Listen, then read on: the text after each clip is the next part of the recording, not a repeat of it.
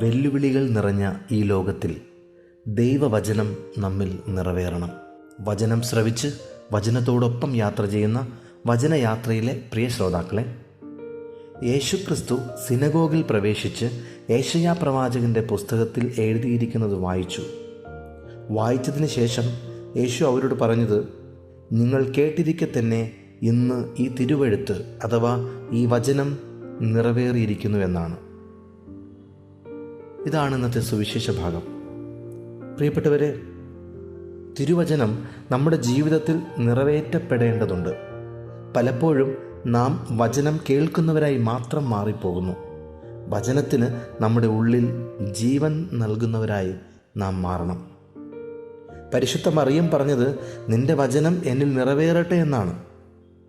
വിശുദ്ധരുടെയൊക്കെ ജീവിതം എടുത്ത് നോക്കുമ്പോൾ വ്യക്തമായി നമുക്ക് കാണാൻ സാധിക്കുന്നത് വചനം അവർ ജീവിച്ചു എന്നതാണ്.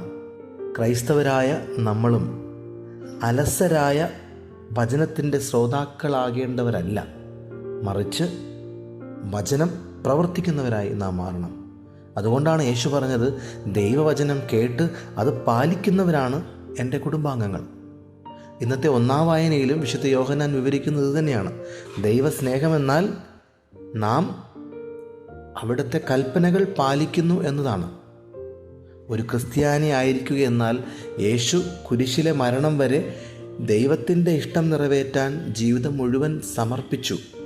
അതുപോലെ വെല്ലുവിളികൾ നിറഞ്ഞ ഈ ലോകത്തിൽ ദൈവവചനം നമ്മിൽ നിറവേറ്റപ്പെടുവാൻ നാം പരിശ്രമിച്ചുകൊണ്ടേയിരിക്കണം. ആദത്തിൻ്റെയും ഹവ്വായുടെയും ജീവിതത്തിൽ പാപവും പ്രലോഭനവും പ്രവേശിച്ചത് വചനം ജീവിതത്തിൽ അനുസരിക്കാത്തത് കൊണ്ടാണ്.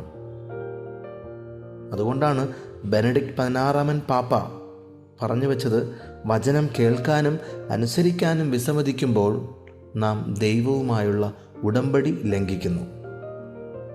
യേശുക്രിസ്തുവിൻ്റെ വാക്കുകളെല്ലാം പ്രതിപാദിക്കുന്നത്, എന്നെ അനുഗമിക്കുക, എൻ്റെ ഓർമ്മയ്ക്കായി ചെയ്യുക, ഞാൻ നിങ്ങൾക്കൊരു മാതൃക നൽകി തന്നു പോകുന്നു, അത് പ്രവർത്തിക്കുക. അവസാനം യേശു പറഞ്ഞത്, ഈ പാനപാത്രം എന്നിൽ നിന്ന് എടുക്കണമേ, എങ്കിലും എൻ്റെ ഇഷ്ടമല്ല നിൻ്റെ ഇഷ്ടം എന്നിൽ നിറവേറട്ടെ, നിൻ്റെ വചനം എന്നിൽ നിറവേറട്ടെ എന്നാണ്.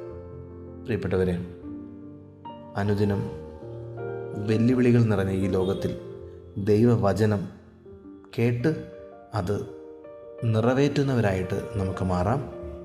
ദൈവം നമ്മെ അനുഗ്രഹിക്കട്ടെ. ആമേൻ.